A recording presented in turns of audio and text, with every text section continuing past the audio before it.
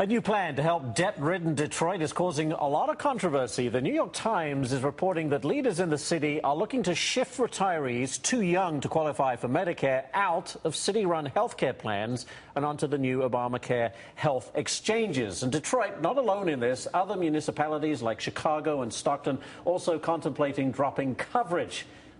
Here to discuss this, Fox News senior judicial analyst Judge Andrew Napolitano. Judge, I mean, can this happen? Well, here's the basic primer on bankruptcy. Yeah. When the bankrupt files bankruptcy, we're not talking about a creditor forcing the bankrupt into bankruptcy. A Detroit case where they admit we can't pay our bills anymore.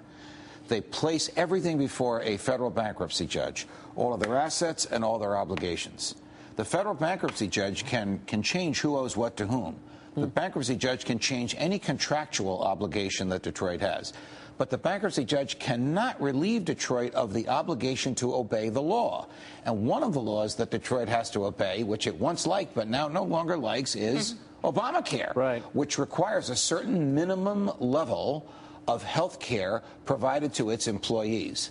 So even bankruptcy, I would argue, and I'll tell you why I'm saying I would argue in a moment, is not the route out of Obamacare for Detroit. The reason I say I would argue is because the statute is silent on municipalities going bankrupt. This is not something that was contemplated, even though the statute is only 2 years old. So this is new territory for this federal judge. To make this even more complicated, Michigan's Republican Governor Snyder rejected the exchanges. So there's no local Michigan exchange.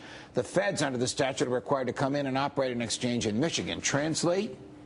Federal taxpayers will be paying some of the cost of providing health care coverage to these recent Detroit retirees retiring on what they thought was a rich pension, too young to qualify for Medicare. Federal taxpayers, because their state can't tax anymore. There are no residents to tax.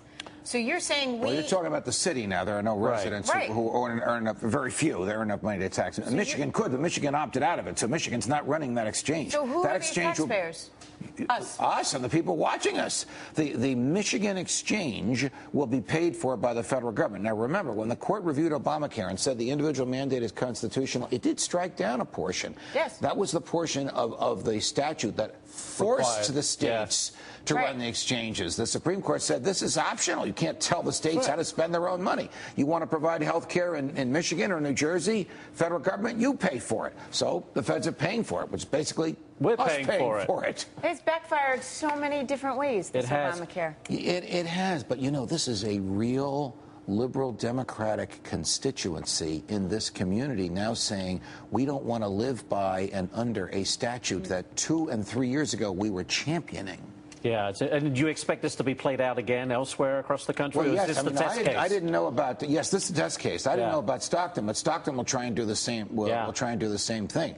The bankruptcy judges will have to change the law. The law, as of this moment, is they cannot relieve the bankrupt of the obligation to obey a statute directed at the bankrupt. They can only relieve the bankrupt of the obligation to comply with contracts into which the bankrupt entered before the time of the bankruptcy, like a pension agreement, a rich, luxurious pension agreement, a pension agreement so good that you would retire before you're 62 when Medicare kicks in. Wow. I mean, but the good news, I guess, for those people is they're still going to have health care.